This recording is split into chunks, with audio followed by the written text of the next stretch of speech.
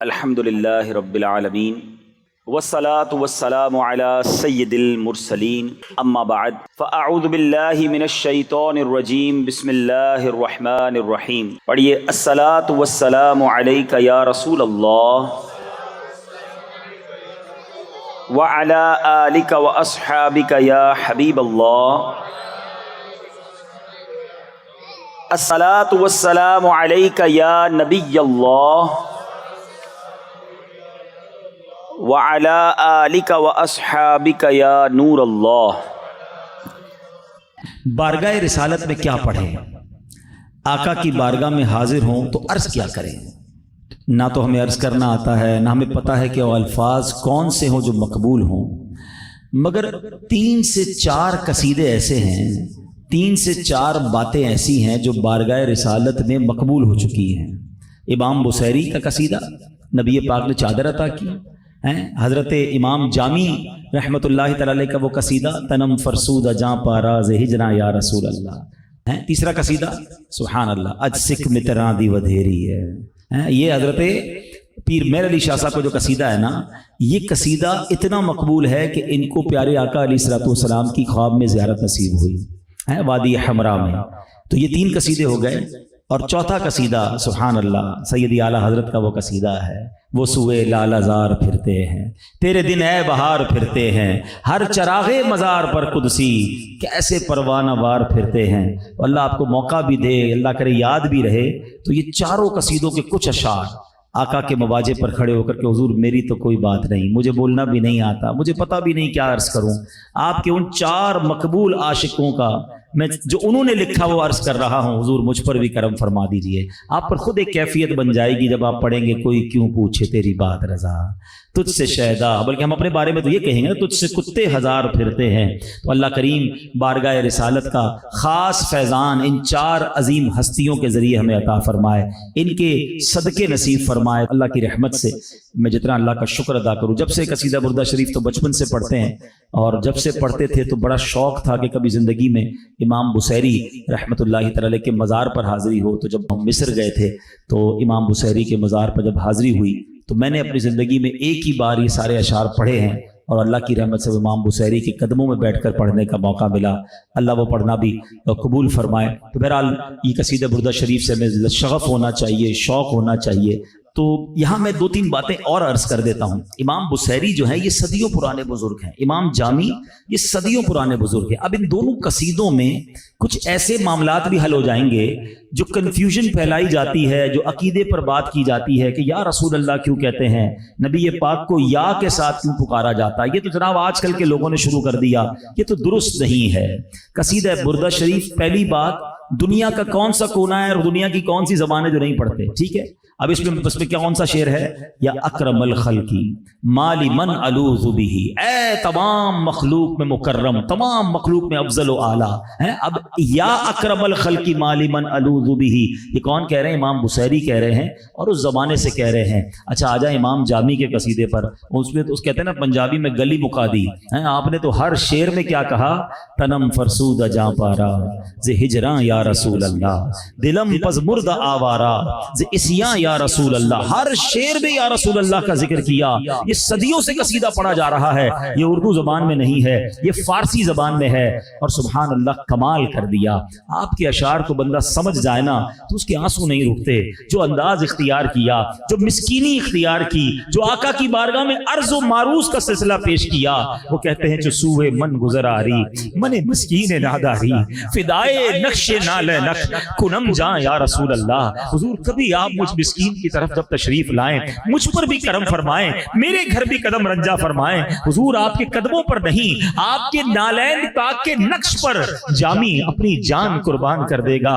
آپ کہتے ہیں، اور کمال کا شعر ہے، روضہ رسول پر جا کر یہ شعر ضرور دہرانا اور تصور کرنا کہ حضور تمہیں سن رہے ہیں. کہنا آقا جب قیامت کا دن ہو تو مجھے بھول نہ جائیے گا، چو بازو ہوئے شفاعت را کشائی بر گناہگاراں. حضور جب گناہگاروں کے لیے شفاعت کا بازو قیامت کے دن پھیلائیے گا، مکم محروم جامیراں دراں یا رسول اللہ، میرے آقا قیامت کے دن مجھے بھول نہ جائیے گا، جامی کی شفاعت ضرور کیجیے گا۔ جب آقا کے روضے پر جائیں ضرور یہ شعر آقا سے عرض کریں کہ مکم محروم جامیراں دراں یا رسول اللہ۔ تو بہرحال میرے پیارے اسلامی بھائیوں، یہ انداز صدیوں سے جاری ہے، نعت کا ماحول صدیوں سے جاری ہے، پیارے آقا کی بارگاہ میں عرض و معروض اور استغاثے کا سلسلہ یہ صدیوں سے جاری ہے۔ آج کل اگر کوئی لوگ کنفیوژن پھیلائیں تو ان باتوں میں نہ آیا کرو، یہ عشق کی باتیں ہیں جو عشق والوں کو نصیب ہوتی ہے۔ بس اللہ سے ہم دعا کرتے ہیں کہ دمے واپسی تک تیرے گیت گاؤں، بس اللہ ایسا بنا دے کہ مرتے وقت بھی، مرتے دم تک ہم نبی پاک کے گیت گاتے رہیں۔ مفتی اعظم ہند مصطفیٰ رضا خان صاحب نوری کا شعر ہے کہ دمے واپسی تک تیرے گیت گاؤں، محمد ممجد پکارا کروں میں، بلکہ حضور قبر میں بھی پہنچ جاؤں نا اور مجھ سے جب فرشتے میرا دین پوچھیں، میرا ایمان پوچھیں، ساری زندگی آپ ہی کا نام لیا ہے، آپ ہی کے گن گائے ہیں، تو پھر میں نے کیا کرنا ہے کہ میرا دین و ایمان فرشتے جو پوچھیں، میرا دین و ایمان فرشتے جو پوچھیں، آقا تمہاری ہی جانب اشارہ کروں میں، کیونکہ میرے تو آپ ہی سب کچھ ہے رحمت عالم، میں جی رہا ہوں زمانے میں آپ ہی کے لیے۔ تو بڑی کمال کی باتیں ہیں۔ قصیدہ بردہ شریف کو اگر ان اشعار پر آپ ترجمہ پہ غور کریں تو کیا التجائیں ہیں، کیا خوبصورت باتیں ہیں۔ تو بہرحال میرے پیارے اسلامی بھائیوں، اس طرح کے وظائف اور اس طرح کی باتوں کو اور عشق رسول کو بڑھانے والے کلاموں کو ہمیں سنتے رہنا چاہیے۔ اللہ کریم مجھے اور آپ کو پیارے آقا کا سچا عاشق بنا دے۔ عشق رسول کے اظہار کا ایک طریقہ درود پاک پڑھنا بھی ہے، اور یہ دنیا کا دستور ہے کہ جس سے محبت زیادہ بندے کی زبان پہ اس کا ذکر زیادہ۔ آپ کو کبھی کسی کو چیک کرنا ہو نا، تھوڑے آپ کسی کے ساتھ، آپ کے ساتھ بھی ہوتا ہوگا، کسی کے ساتھ بیٹھیں تو ہر تھوڑی دیر بعد کوئی اپنے والد کا نام لیتا ہے، کوئی ہوتا ہے اپنے بچوں کا نام لے رہا ہوتا ہے، کوئی ہوتا ہے اپنے کسی دوست کا نام لیتا ہے، اچھا کوئی ہوتا ہے کسی اور شخصیت کا، یا کسی معاذ اللہ بعض اوقات کسی اگر اداکار کا فین ہے یا فٹ بالر کا یا کرکٹر، کوئی نہ کوئی اس کی زبان پہ آتا رہتا ہے۔ آپ کو تھوڑی دیر میں پتا چل جائے گا یہ کس کا فین ہے، یہ کس سے محبت کرتا ہے، اس کی زبان پر ذکر کس کا زیادہ ہے۔ ایک عاشق رسول، ایک سرکار کے امتی کی زبان پر سب سے زیادہ اگر کسی کا ذکر ہونا تو وہ نبی پاک کا ذکر ہونا چاہیے۔ ہماری زبان ذکر مصطفیٰ صلی اللہ تعالی علیہ وسلم سے تر رہنی چاہیے۔ اور اس کے فضائل کتنے ہیں؟ سرور کائنات صلی اللہ تعالی علیہ وسلم فرماتے من صلی علی فی یوم الف مرۃ، آقا فرماتے ہیں جو مجھ پر ایک دن میں 1000 مرتبہ درود پڑھے گا، لم یمت حتی یرا مقعدہ فی الجنہ، آقا فرماتے ہیں صلی اللہ تعالی علیہ وسلم وہ اس وقت تک نہیں مرے گا جب تک جنت میں اپنا ٹھکانہ نہ دیکھ لے۔ آئے ہائے، ادھر رہتے رہتے جنت میں گھر دکھا دیا جائے گا، صرف 1000 بار درود پڑھنا ہے۔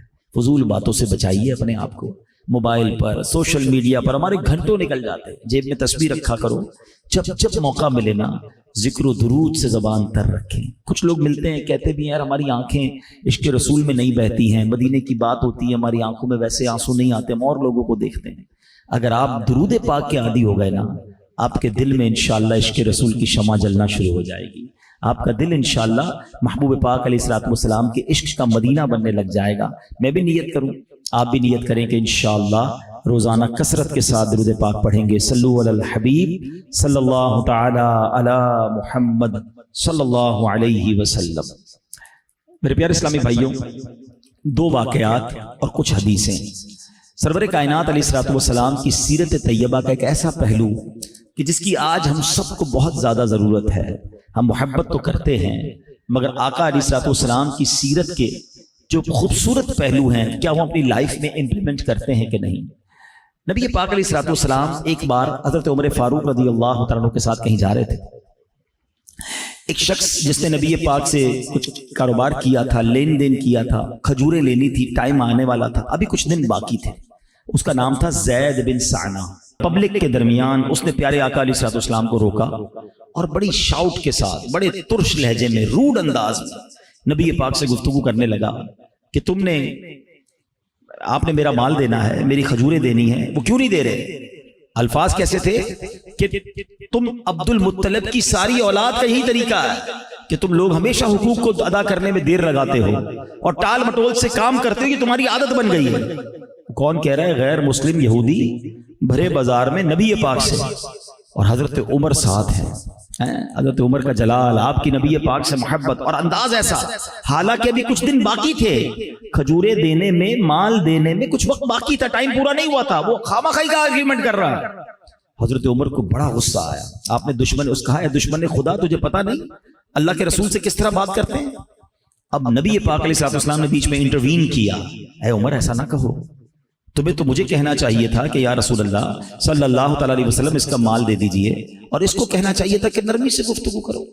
اب ذرا غور کریں، اللہ کے نبی ہے، 7 صحابہ موجود ہیں، اگر کوئی بدتمیزی کر رہا ہے تو یہ تو موقع تھا ریونج لینے کا، مگر نبی پاک نے معاملے کو کول ڈاؤن کیا، اور پھر نبی پاک علیہ السلام نے کہا اے عمر یہ کھجورے اس کی دے دو، اور ایسا کرو تھوڑی زیادہ دے دینا، اس لیے کہ جو تم نے تیز نظروں سے اسے دیکھا تھا نا، اسے گھور کر بات کی تھی، اے عمر اس کا دل ٹوٹ گیا ہوگا، سہم گیا ہوگا، یہ تھوڑی زیادہ اس کی دل جوئی کے لیے دے دو۔ اب ذرا میں بہت باریک بات کرنے جا رہا ہوں، کاش میں سمجھا سکوں۔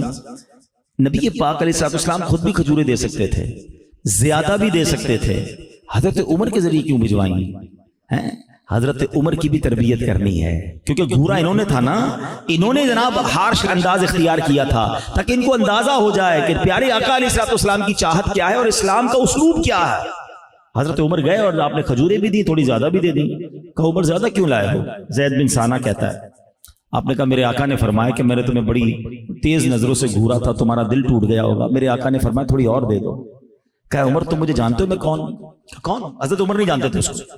کہا میں زید بن ثانہ ہوں۔ کہا تم وہی زید بن ثانہ ہو جو یہودیوں کا بہت بڑا عالم ہے؟ کہا میں وہی ہوں۔ کہ پھر تمہیں اندازہ نہیں کہ تم عالم ہو کہ نبیوں سے کس طرح بات کی جاتی ہے، بڑوں سے کس طرح بات کی جاتی ہے، اتنی بدتمیزی سے تم نے بات کی؟ تو زید بن ثانہ کیا کہتا ہے؟ کہتا ہے بات یہ ہے کہ میں نے آسمانی کتابوں میں آخری نبی کی نشانیاں پڑھی ہیں، میں نے ساری نشانیوں کو اللہ کے اس حبیب علیہ السلام محمد مصطفیٰ صلی اللہ تعالی علیہ وسلم میں چیک کر رہی ہے، 2 باقی تھی، 2 نشانیاں مجھ سے چیک نہیں ہو رہی تھی، اور وہ نشانیاں کیا تھی کہ ان کی قوت برداشت جو ہے ان کے غضب پر غالب رہے گی، اور دوسری نشانی یہ تھی کہ ان کے ساتھ جتنی جہالت کی جائے گی نا، جتنا غلط انداز اختیار کیا جائے گا، ان کا حلم اور ان کی بردباری اتنی بڑھتی چلی جائے گی۔ تو اے عمر مجھے چیک کرنا تھا، یہ میں نے انداز جان بوجھ کے اختیار کیا، اور آج میں تمہیں گواہی دیتا ہوں یہی اللہ کے آخری نبی ہیں۔ اے عمر آج میں مسلمان ہوتا ہوں، اور سنو میں بہت مالدار ہوں، اپنی آدھی رقم جو ہے، اپنی آدھی پراپرٹی، آدھا مال اللہ کے دین کے لیے وقف کرتا ہوں۔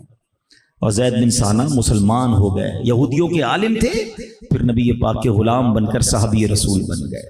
اب میرے پیارے اسلامی بھائیو، اس ایک واقعے سے جو ہمیں سیکھنے کو مل رہا ہے نا کہ یہاں لڑائی کی جا سکتی تھی، بدتمیزی تو اس نے کی تھی نا، آج ہم یہی تو جواب دیتے ہیں بھائی میں نے شروع نہیں کی لڑائی، میں نے تھوڑی بدتمیزی کی، پہلے اس نے کی، پہلے اس نے گالی دی پھر میں نے گالی دی، پہلے اس نے ہاتھ اٹھایا پھر میں نے ہاتھ اٹھایا، پہلے اس نے زیادتی کی پھر میں نے زیادتی کی۔ یہی تو وہ مسئلہ ہے جو ہم سمجھ نہیں پا رہے ہیں۔ سرور کائنات علیہ السلام کی سیرت کا ایک شاندار پہلو یہی ہے، اگر جب ہماری باری آتی ہے کوئی دے کر تو دکھائے گالی، کوئی ہمارے مزاج کے خلاف بات تو کرے۔ ہم نبی پاک علیہ السلام کی جو سیرت کا پہلو حسن اخلاق ہے، میرے آقا نے یہ اسلام ایسے نہیں پھیلایا، معافی سے پھیلایا، درگزر سے پھیلایا، مسکرا کر پھیلایا، حسن اخلاق سے پھیلایا۔ اور ہم شاید جملہ میں سخت کہنے جا رہا ہوں، ہم اسلام پھیلانا تو دور کی بات ہے، ہم اپنے مسلمانوں کو اپنے غصے سے، اپنی لڑائی سے، اپنے طنز سے، اپنی بری باتوں سے دور کر رہے ہیں۔ اسلام کیسے پھیلائیں گے ہم تو مسلمانوں سے بیر لے کے بیٹھے ہوئے، ہر بندہ لڑنے کے لیے تیار ہے، ہر بندہ بدلہ لینے کے لیے تیار ہے، کوئی کسی کو معاف کرنے کے لیے تیار نہیں ہے۔ یہ اسلام نہیں ہے۔ نبی پاک علیہ السلام کی اگر سیرت کو پڑھیں نا، ایسی معافیاں رونگٹے کھڑے ہو جاتے ہیں۔ ایک بار پیارے آقا علیہ السلام ایک درخت کے نیچے آرام کر رہے تھے، ایک بندے نے پلان کیا، کیونکہ اس زمانے کا سینیریو سمجھیے گا، ایسا نہیں ہے کہ کفار کا ملک ہے وہ حملہ کرے گا ہمیں پہلے سے پتہ چل جائے گا، ایسا نہیں تھا، لوگ ساتھ ہی رہتے تھے، ایک ہی محلہ تھا، ایک ہی ٹاؤن تھا جس میں غیر مسلم بھی رہتے تھے، مسلمان بھی رہتے تھے، کوئی بیریئر تو تھا نہیں، آس پاس میں پڑوسی رہتے تھے، کیونکہ اسلام تو شروع ہوا تھا، ابھی تو دعوت اسلام شروع ہوئی تھی، ٹھیک ہے نا۔ تو اب پیارے آقا علیہ السلام ایک درخت کے نیچے آرام کر رہے، ایک شخص جس کا نام غورس ہاتھ میں ننگی تلوار لیے نبی پاک کو معاذ اللہ شہید کرنے آ گیا، کوئی گارڈ نہیں تھا، ایون کوئی صحابی بھی نہیں تھا، پیارے آقا اکیلے آرام کر رہے تھے۔ بظاہر سوچا جائے تو اس کے پاس زبردست چانس تھا، مگر اللہ کے حبیب علیہ الصلوۃ والسلام ہیں، بچانا تو رب نے تھا۔ تو غورث جیسی نبی پاک علیہ الصلوۃ والسلام کے پاس پہنچا تو پیارے آقا علیہ الصلوۃ والسلام کی مبارک آنکھیں کھل گئیں۔ غورث بڑے تکبر والے انداز میں کہتا ہے، اے محمد صلی اللہ تعالی علیہ وسلم، آج ہاتھ پہ تلوار ہے، آج تمہیں مجھ سے کون بچائے گا؟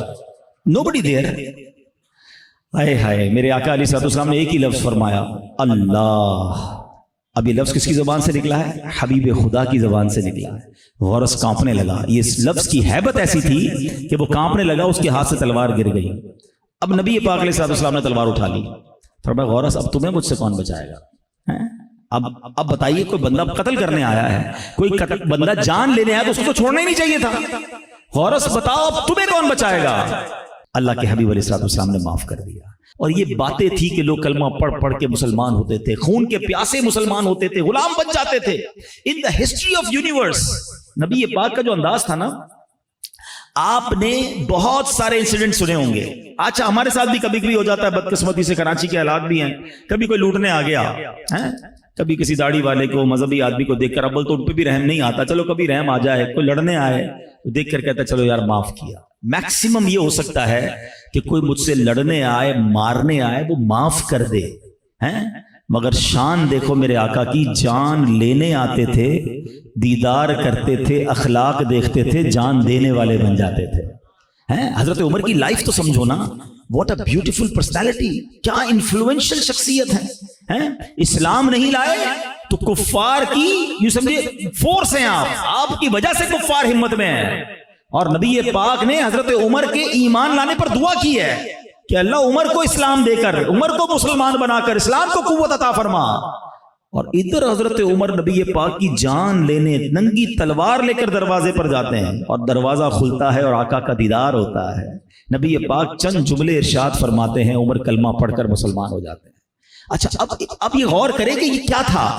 ایک دن، ایک گھنٹہ، ایک لمحہ پہلے آپ جان لینے والے ہیں، اور رائٹ آفٹر ایمان لانے کے بعد کہتے ہیں حضور کیا ہم اکبر نہیں ہیں؟ چھپ کر نماز کیوں پڑھیں گے؟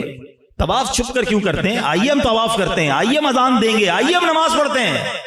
جان لینے والا جان دینے والا بن جاتا ہے۔ یہ میرے آقا کے اخلاق ہیں، یہ نبی پاک کی سیرت ہے۔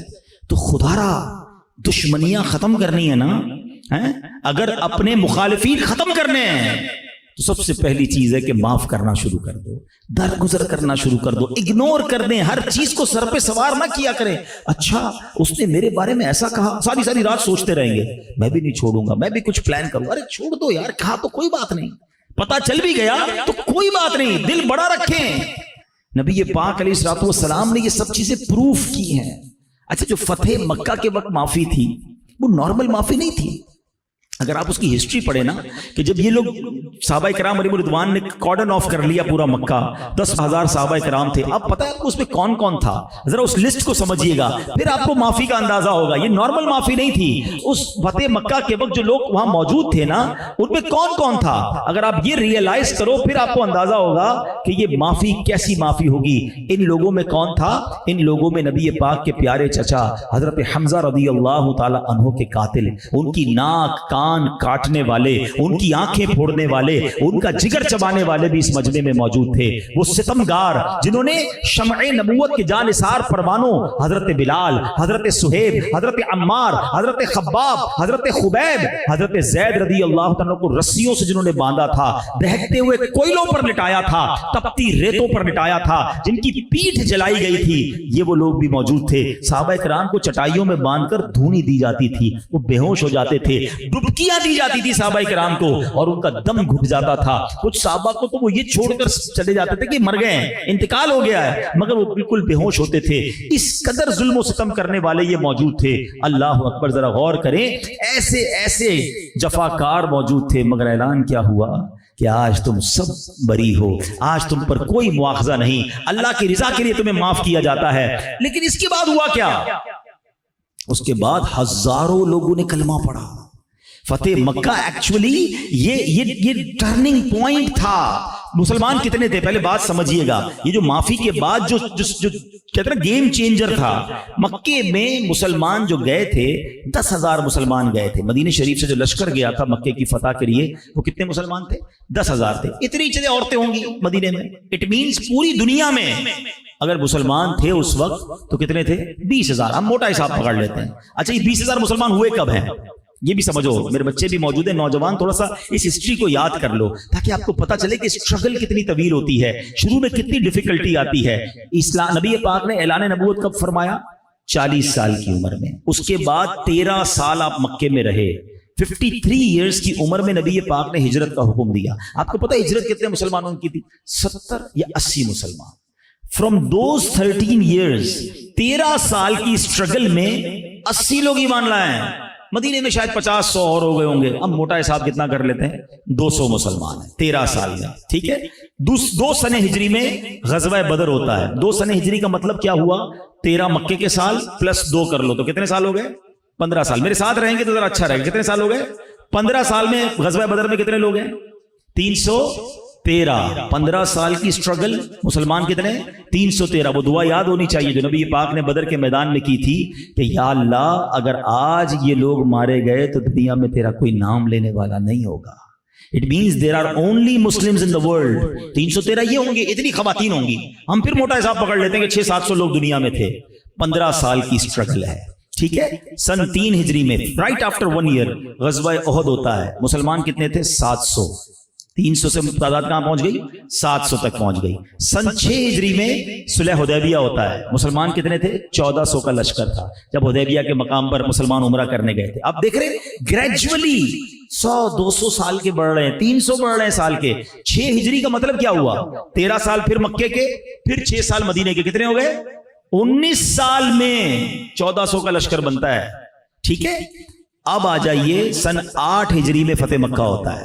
اس کے 2 سال بعد ماشاءاللہ یہاں 1400 سے جمپ کر کے مسلمان پہنچ گئے 10,000 پر. مگر یہ بھی بڑی کوانٹٹی نہیں ہے. 10,000 گئے, پورا مکہ کانکر ہو گیا. لیکن جب معافی کی نا تو وہ جو دشمن تھے, جو جان کے پیاسے تھے, وہ زاروں کتار رونے لگے. اور جب انہوں نے کلمے پڑھے تو پھر کیا ہوا؟ یہ وہی بشارت کا تتمہ تھا. یہ وہ بشارت دی گئی تھی جو قرآن میں کہ اذا جاء نصر اللہ والفتح ورأیت الناس يدخلون فی دین اللہ افواجا. لوگ فوج در فوج داخل ہوں گے. کتنے داخل ہوئے؟ 8 سن ہجری میں فتح مکہ ہوا ہے. دوبارہ بتاؤ کتنے لوگ تھے؟ 10,000. اور 9 سن ہجری میں میرے آقا علیہ الصلوۃ والسلام حجت الوداع فرماتے ہیں اور 1,40,000 صحابہ موجود ہیں. Within a year. پہلے 10,000 کتنی مشکل ہوئی, ادھر معافی کی, ادھر جناب اعلان کر دیا نبی پاک نے تم سب کے لیے امن ہے. اور فرام دیٹ ڈے اسلام نے ٹیک آف کیا. اب آپ کیلکولیشن کرتے چلے جائیں کہ اس کے بعد اسلام دوسرے ملکوں میں پہنچا. آج دنیا میں سب سے زیادہ گروئنگ کرنے والا, دنیا میں سب سے زیادہ پھیلنے والا اگر کوئی مذہب ہے تو یہ اسلام ہے. 200 کروڑ مسلمان بتائے جاتے ہیں. یہ فیضان ہے فتح مکہ کا, یہ فیضان ہے مکے کی معافی کا. ایسی معافی نبی پاک نے اور ایسا امن کا درس دیا. اور پھر جو خطبہ ارشاد فرمایا حج کے موقع پر, آج بھی گولڈن ورڈز میں دنیا کے اندر بیان کیا جاتا ہے کہ وہ جو خطبہ تھا جس نے انسانیت کا درس دیا. سبحان اللہ, الفاظ تو سنے اس کے کہ کسی گورے کو, کسی کالے پر, کسی عربی کو, کسی عجمی پر, کسی مالدار کو, کسی غریب پر کوئی فوقیت حاصل نہیں ہے. سب انسان برابر ہیں, اللہ کے بندے ہیں. اگر کوئی اللہ کے قریب ہے, کوئی معزز ہے تو وہ تقوی والا ہے. یہ اسلام نے پروسپیکٹس بیان کر دیا, زندگی گزارنے کا سلیقہ بیان کر دیا.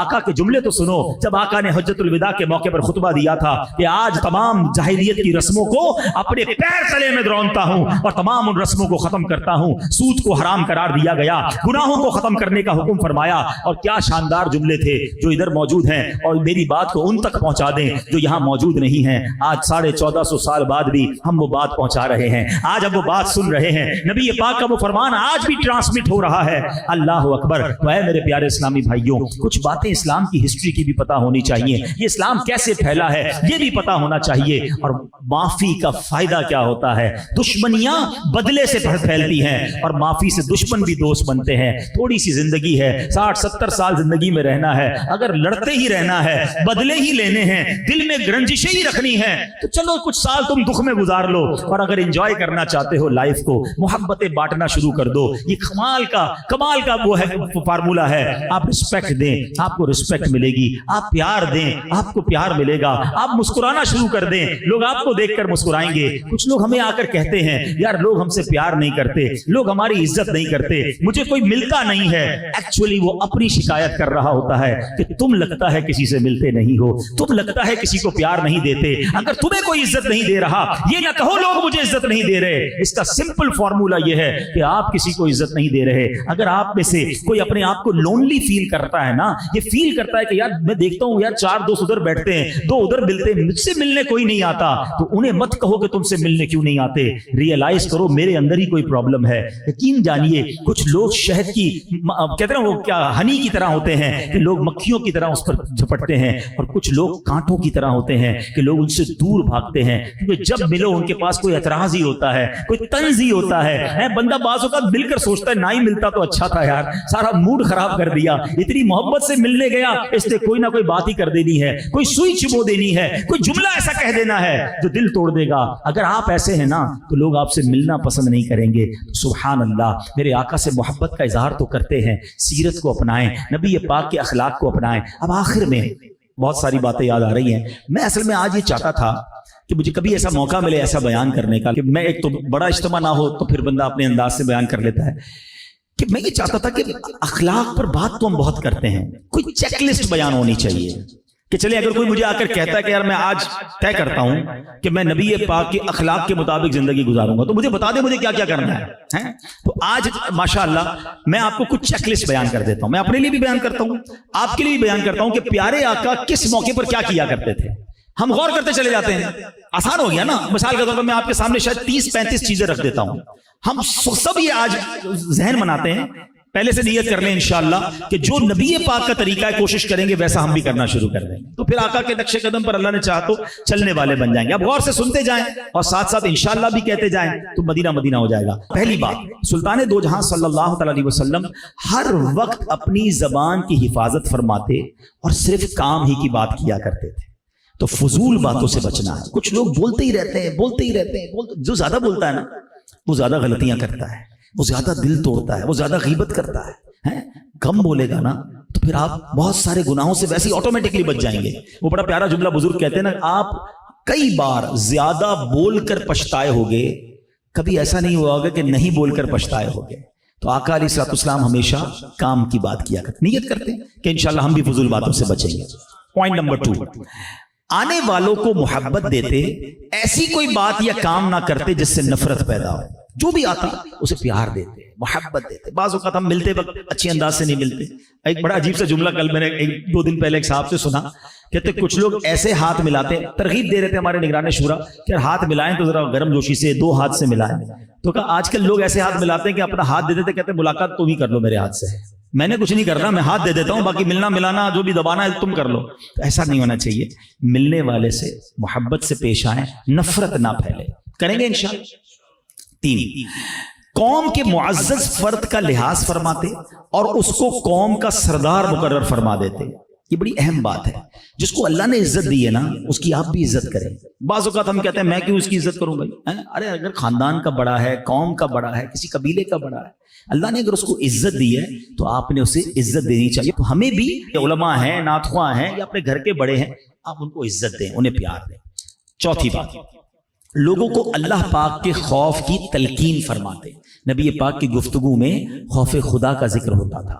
सहाबा किराम की खबरगिरी फरमाते। ये बड़ा मसला हो गया हमारे यहाँ, हमारे अपने रिश्तेदार, हमारे अपने दोस्त, पता भी चलता है किसी की माँ का इंतकाल हो गया, किसी के वालिद का इंतकाल हो गया, ये भी पता चला यार कोई हॉस्पिटल में एडमिट हो गया, अल्लाह पाक खैर फरमाए, बस अरे भाई जाओ उसके पास। इयादत का सवाब अलग है, एक ताज़ियत करोगे, उसकी दिल जोई होगी, जनाजे में कोशिश करो पहुंचने की।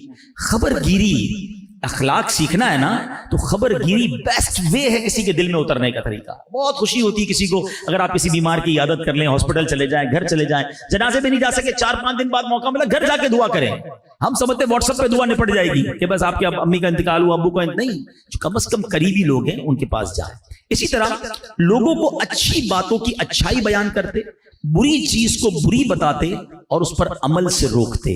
हमारी महफिलों में भी ये होना चाहिए, अच्छी बातें बताई जाए, बुरी बातों से रोका जाए। हमारी कई महफिलें तो दोस्तों की ऐसी होती है जो बुरी बातें बता रहे होते हैं, बुरे काम बताकर उसका प्लान भी बता रहे होते हैं। ये ना किया जाए, अच्छी बात करें और बुरी बात से रोकें। सुभान अल्लाह। नबी पाक अलैहिस्सलातु वस्सलाम के बारे में आता है कि हर वक्त जिक्रुल्लाह किया करते थे। آپ کی زبان ذکر اللہ سے تر رہتی. ہم بھی عادت بنائیں, جب صحیح ٹائم ملے ایک تو لے ایک تسبیح کلمہ پاک کی پڑھ لو, ایک تسبیح سبحان اللہ کی پڑھ لو, ذرا موقع ملا ایک تسبیح درود پاک کی پڑھ لو. ہم چنک آف ٹائمز کو یوز کریں تاکہ یہ زبان ذکر اللہ سے تر رہے. آپ علیہ الصلوۃ والسلام کی ایک اور خوبی, سبحان اللہ, ہر ادائی نرالی ہے. آپ کی خدمت میں رہنے والا ہر شخص یہ سمجھتا تھا کہ نبی پاک مجھ سے ہی سب سے زیادہ محبت فرماتے ہیں.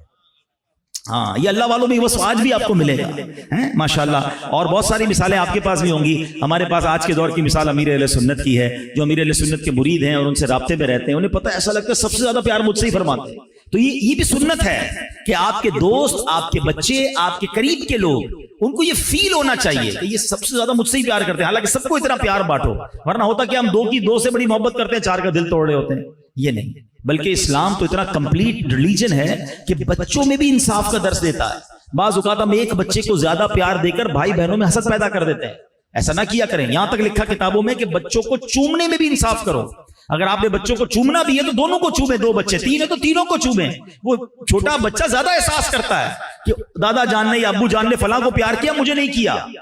بلکہ مجھے ایک واقعہ یاد آ گیا, چونکہ یہ شاید فیملی کے لوگ بھی سن رہے ہوں گے, کہ ایک چھوٹے بھائی نے, 10 سال کا بھائی تھا, اپنی 3-4 سال کی بہن کو لے کر گھر سے باہر نکلا اور گھر کے قریب کوئی نہر تھی, اس میں دھکا دے دیا. بچی کا انتقال ہو گیا. جب بچے کے بارے میں پتا چلا کہ اس نے دھکا دیا, پوچھا کیوں, کہ جب تک یہ نہیں آئی تھی سب گھر والے مجھے سینے سے لگاتے تھے, جب سے یہ آئی ہے سب اسے پیار کرتے ہیں اور مجھے جو ہے نا مجھے اگنور کرتے ہیں. یہ بچے زیادہ محسوس کرتے ہیں اور ہمیں نہیں پتا ہوتا. تو یہ ہے سبحان اللہ ہمارا دین, ہمارے آقا کا انداز, سب کو ایکول پیار. سب کو یہ فیل ہوتا تھا صحابہ کو کہ نبی پاک سب سے زیادہ ہم سے پیار کرتے. تو اللہ کرے کہ ہمیں بھی یہ عادت نصیب ہو جائے. اچھا, خدمت بابرکت میں کوئی حاضر ہوتا نا, تو نبی پاک جس سے بات چیت ہو رہی ہوتی تھی نا, اس وقت تک تشریف فرما رہتے تھے, اس کی بات سنتے تھے جب تک وہ اپنی بات پوری نہ کرے. آقا علیہ السلام جب مصافحہ فرماتے, جب تک اگلا ہاتھ نہ چھڑا لیتا, نبی پاک اپنا ہاتھ نہ چھڑاتے تھے. جب تک وہ بات کرتا, میرے آقا فلی اٹینشن کے ساتھ اس کی بات سنتے. ایسا نہیں کہ آج ہم سے یہاں کوئی بات کر رہا ہوتا ہم ادھر دیکھ رہے ہوتے, ادھر والا بات کر رہا ہوتا ادھر دیکھ رہے ہوتے, موبائل فون پہ لگے ہوتے. نہیں, جو آیا اس کی بات پوری سننی ہے, توجہ کے ساتھ. اگر سنت سمجھ کر یہ کریں گے تو انشاءاللہ یہ کانورزیشن میں بھی سنت کا ثواب ملنا شروع ہو جائے گا. تو اخلاق کی چند باتیں ہیں. نبی پاک علیہ السلام کے بارے میں آتا ہے کہ آپ کی مجلس میں شور و غل نہیں ہوتا تھا, نہ کسی کی تذلیل کی جاتی تھی. ہمارے یہاں یہ بڑا مسئلہ ہے, 4 دوست بیٹھے, کسی ایک کی, جو عام زبان میں کہتے ہیں فلم چڑھانا شروع کر دی, کسی ایک کو ذلیل کرنا ہے, کسی کی غیبت کرنی. نہیں, شور و غل بھی نہیں, ٹھنڈے انداز میں بات کریں. آج کچھ لوگوں کو بڑا عجیب انداز ہوتا ہے, اتنا چیخ چیخ کر بولتے ہیں. میں بھولتا نہیں ایک واقعہ, ایک بار ہم ٹریول پہ تھے تو ہمارے برابر کے کمرے میں بڑی زور زور سے آواز آنے لگی. تو میں سمجھا لڑائی ہو گئی ہے, تو میں دروازہ نوک کیا, میں نے خیریت تو ہے, کیوں لڑ رہے ہو؟ لڑ نہیں رہے, باتیں کر رہے ہیں, ہمارا سٹائل ہی ایسا ہے. ارے تمہارا سٹائل ہی لڑنے والا ہے. نبی پاک کا تو یہ انداز نہیں تھا. آقا تو ٹھہر ٹھہر کر گفتگو فرماتے, باوقار انداز میں گفتگو ہونی چاہیے. تو یہ بھی نبی پاک کی سیرت کا ایک انداز. سبحان اللہ. نبی پاک علیہ السلام کا ایک بڑا پیارا انداز کہ آپ کنواری لڑکی سے زیادہ باحیات ہیں. اتنی حیا تھی نبی پاک کے اندر. اور آج بے حیائی کا دور ہے. لوگ باتیں کرتے ہوئے حیا نہیں کرتے, ایسی ایسی باتیں کر رہے ہو تو جو نہیں کرنی چاہیے, ایسی جگہوں پر جاتے ہیں جہاں نہیں جانا چاہیے. تو اگر واقعی نبی پاک کی سیرت کا کہتے ہیں نا فیضان لینا ہے تو حیا اپنائیں. مرد بھی اپنائیں, خواتین بھی اپنائیں. خواتین کو زیادہ اپنانی چاہیے. پھر نبی پاک علیہ السلام کا ایک اور پیارا انداز, یہ تو آج سے نیت سارے ہی کر رہے ہیں کہ میرے آقا ہمیشہ سلام میں پہل فرمایا کرتے. کیا بات ہے یار. آج لوگ ایسے لوگ ملتے ہیں کہ یار میں کیوں سلام میں پہل کروں, میں تو سیٹ ہوں, وہ میرا جاب کرنے والا وہ سلام کرے, میں بڑا ہوں یہ چھوٹا ہے. نہیں, یہ تکبر ہے. تکبر کی ایک نشانی بیان ہوئی کتابوں میں کہ بندہ یہ سوچے کہ سامنے والا مجھے سلام کرے. نہیں, ارے آقا تو سب کے آقا ہیں, پھر بھی سب سے پہلے سلام کیا کرتے. بلکہ صحابہ کرام علیہ رضوان کے بارے میں آتا ہے, کبھی کبھی صحابہ پلان کرتے تھے کہ ہم جائیں گے اور آج نبی پاک کی بارگاہ میں ہم پہلے سلام کر دیں گے. کہتے پلان کر کے جاتے, مگر جب بھی جاتے ہم سلام کرتے اس سے پہلے آقا ہی سلام ارشاد فرماتے. اور ایک اور ایمان افروز بات بتاؤں, ایمان تازہ ہو جائے گا. بات بہت پسند آئے گی آپ کو, مجھے پتا ہے. پسند آئے تو مدنی قافلے کی نیت کر لینا انشاءاللہ. کیا بات ہے, علماء فرماتے ہیں کہ آج بھی جب کوئی امتی روضہ رسول پر جاتا ہے, اس سے پہلے کہ وہ سلام عرض کرے, نبی پاک اپنی عادت کے مطابق آج بھی سلام میں پہل فرماتے ہیں. ہائے ہائے امتی تیری قسمت میں لاکھوں سلام. آج بھی نبی پاک سلام میں پہل فرماتے ہیں. اب ہم اپنے بارے میں غور کریں کہ ہم سلام میں پہل کرتے ہیں کہ نہیں. آج سے نیت کر لو، جس کو جانتے ہیں نہیں جانتے سلام بھی کریں گے اور سلام میں پہل بھی کریں گے انشاءاللہ۔ سبحان اللہ۔ نبی پاک علیہ الصلوۃ والسلام برائی کا بدلہ برائی سے دینے کے بجائے معاف کر دیا کرتے۔ آپ کی گفتگو میں نرمی ہوتی۔ آپ علیہ الصلوۃ والسلام نے فرمایا اللہ پاک کے نزدیک بروز قیامت سب سے برا وہ ہے جس کو اس کی بد کلامی کی وجہ سے لوگ چھوڑ دیں۔ وہی والی بات جو میں تھوڑی دیر پہلے کر رہا تھا۔ ابھی کتنی اہم بات فرمائی، وہ شخص کتنا برا ہے کہ لوگ اس سے دور ہٹ جائیں۔ بد کلامی ایسی کرتا ہے، گفتگو ایسی کرتا ہے، اسٹائل اتنا خطرناک ہے، ہر وقت طنز کرتا ہے۔ آقا نے فرمایا قیامت کے دن سب سے برا شخص وہ ہوگا۔ بلکہ مجھے تو ایسا لگتا ہے یہ حدیث پڑھنے کے بعد کہ ہمیں چیک کرنا چاہیے کہ یار کچھ دنوں میں کوئی لوگ چھوڑ کے تو نہیں چلے گئے ہمیں، اس سے پوچھے بھائی کوئی بات بری لگی تو معاف کر دو، تم چھوڑ گئے کہیں رب ناراض نہ ہو جائے۔ تو بد کلامی نہیں ہونی چاہیے، ٹھیک ہے۔ پھر نبی پاک علیہ الصلوۃ والسلام کی عادت مبارک کیسی تھی، گفتگو کیسی تھی کہ گننے والا اگر الفاظ گننا چاہتا نا، آقا کی گفتگو کے کاؤنٹ کرنا چاہتا تو وہ کاؤنٹ کر سکتا تھا۔ تو اپنی گفتگو آپ بھی ایسی بنائیں، ٹھہر ٹھہر کر گفتگو کریں تاکہ سننے والا الفاظ کاؤنٹ کر سکے۔ اتنا تیز بولتے ہیں کچھ لوگ، شالیمار ایکسپریس، بندہ کہتا ہے رکو بھائی رکو، تھوڑا سا اور سکون سے تو سمجھاؤ کیا بول رہے ہو، دوبارہ سننا پڑتا ہے۔ ہمارے آج کل تو واٹس ایپ میں ہے نا ملٹیپلائی بائی 1.5 ملٹیپلائی بائی 2، کچھ لوگ پہلے ہی ملٹیپلائی بائی 2 ہیں، ان کو کچھ بھی نہیں کر سکتے آپ، ان کو بھائی -1 کرنا پڑے گا، اتنی تیز بولتے ہیں۔ یہ سنت نہیں ہے، سنت ہے ٹھہر ٹھہر کر۔ بیان بھی لوگ وہی پسند کرتے ہیں کہ آپ ٹھہر کر بات کریں اور بات سمجھ آئے۔ سبحان اللہ۔ آپ اس کی خوبصورتی سمجھیں نا کہ نبی پاک کے گفتگو کے الفاظ اگر کوئی کاؤنٹ کرنا چاہتا تو وہ کاؤنٹ کر سکتا تھا۔ میرے آقا ایسے بات کرتے تھے، تو اللہ کرے کہ ایسی بات کرنا نصیب ہو جائے۔ آخری بات کر لیتے ہیں، باتیں تو بہت ساری ہیں، کہ پیارے آقا علیہ الصلوۃ والسلام کی طبیعت میں نرمی تھی اور آپ حشاش بشاش رہتے تھے۔ ہاں یہ بھی بڑی کمال کی چیز ہے، فریش۔ بعض اوقات ہوتا ہے انسان تھکا ہوا ہوتا ہے، کوئی خبر سن لیتا ہے، کوئی پرابلم ہوتی ہے۔ دیکھیں آپ کی پرابلم آپ کی ہے، لیکن اگر آپ پبلک سے مل رہے ہیں نا تو دے نیڈ یو فریش۔ خاص طور پہ اگر کوئی مبلغ ہے، اگر کوئی پبلک فگر ہے تو اس کو تو ویسے بھی فریش رہنا چاہیے، حشاش بشاش، اس کو مل کے مزہ ہے، ورنہ پہلے ہی موڈ آف ہے، اس کا منہ سوجا ہوا ہے، بندہ کہا یار میں پریشان، مبلغ ہے میں تجھ سے بڑا پریشان، بیٹھ جا بھائی ادھر۔ نہیں، آپ ایسے بنیے کہ لوگ آپ کے پاس آئیں تو ان کی پریشانی دور ہو جائے، وہ فریش فیل کریں، کیونکہ دنیا میں بہت سارے لوگ پریشان ہیں۔ تو اگر آپ چاہتے ہیں کہ لوگ آپ کے قریب آئیں تو آپ فریش دکھنے چاہیے، آپ کے چہرے پہ مسکراہٹ ہونی چاہیے، انرجی ہونی چاہیے۔ کوئی دکھی آئے تو اس کے دکھ وہ بھول جائے۔ تو اللہ مجھے بھی ایسا بنا دے، آپ کو بھی ایسا بنا دے۔ تو آج اخلاق کریمہ پر ہم نے بات کی ہے، تو اللہ کرے کہ چند باتیں میں عرض کر سکا کہ ان باتوں کو امپلیمنٹ کریں اور معاف کرنے والے بن جاؤ۔ یار فیملی سے غلطی ہو جائے، بچوں سے غلطی ہو جائے، ملازم سے غلطی ہو جائے، انسان ہے نا، ہو جاتی ہے غلطی، آپ درگزر کریں۔ سبحان اللہ۔ ایک آخری بات، پچھلے دنوں میں نے ایک بات پڑھی تھی اور جب سے پڑھی ہے بڑی چوٹ کی اس بات نے، کہ یار ہم سب کی تمنا کیا ہے؟ ہم سب کی تمنا یہ ہے کہ اللہ کریم ہمارے سارے گناہ معاف کر دے، یہی ہے نا؟ ہم اللہ سے جب بھی دعا کرتے ہیں، خاص طور پہ بڑی راتوں میں کیا دعا کرتے ہیں کہ اے اللہ میرے تمام صغیرہ کبیرہ گناہ معاف فرما، میری ساری خطائیں معاف فرما، یہی دعا ہے نا؟ اس بندے نے ایک بات کہی جو میں نے پڑھی کہ یار تم اللہ سے تو چاہتے ہو اللہ تمہاری ساری گناہ معاف کر دے، ساری خطائیں معاف کر دے، تم اللہ کے بندوں کو معاف کرتے ہو کہ نہیں؟ یا ابھی تک معاف کر دیا ہے؟ پتہ چلا دل میں کئیوں کی دشمنی بیٹھی ہوئی ہے، کئیوں کے بارے میں پلان بنایا ہوا ہے، جب موقع ملا چھوڑوں گا نہیں، یا اللہ تو مجھے معاف کر دے اور میرے سارے گناہ معاف کر دے۔ اس نے کہا کیسے بندے ہو کہ رب سے مانگ رہے ہو کہ اللہ تو سب معاف کر دے، میں تیرے بندوں کو معاف نہیں کروں گا۔ مزہ معافی مانگنے کا یہ ہے کہ پہلے تم سب کو معاف کرو، اپنے دل سے سب کی دشمنیاں، کدورتیں، نفرتیں مٹاؤ، اور اب رب سے عرض کرو نا کہ اللہ میں بندہ تھا، میں نے بندے والا کام کر کے تیرے بندے معاف کر دیے، تو تو رحمان، تو تو رحیم، تو تو کریم، اللہ تو اب میرے گناہوں کو معاف فرما دے۔ پھر جو معافی کا مزہ ہے نا، کیا دعا کرتے ہیں شب قدر میں؟ اللہم انک عفو، اے اللہ تو معاف کرنے والا ہے، تو حب العفو، معافی کو پسند کرتا ہے، فاعف عنی، اے اللہ مجھے بھی معاف کر دے۔ تو اللہ سے یہی تو عرض کرتے ہیں، اللہ تو معافی کو پسند کرتا ہے، خود معاف کیا کہ نہیں؟ تو اللہ معافی کو پسند بھی کرتا ہے۔ جب آپ معاف کر رہے ہوتے ہیں نا، پھر وہاں سے بھی معافی مل جاتی ہے۔ اللہ پاک مجھے اور آپ کو نبی پاک کے اخلاق کا صدقہ نصیب فرمائے، آقا کی گفتگو کا صدقہ نصیب فرمائے، نبی پاک کی مسکراہٹ کا صدقہ نصیب فرمائے، آقا کے عفو و درگزر کا صدقہ نصیب فرمائے، نبی پاک کی سخاوت کا صدقہ نصیب فرمائے۔ دعوت اسلامی کے مدنی ماحول میں ایسی باتیں سکھائی جاتی ہیں، آپ سے بھی گزارش ہے کہ اجتماع میں آیا کریں، مدنی قافلوں میں سفر کریں، مدنی چینل خاص طور پر دیکھیں، ایسے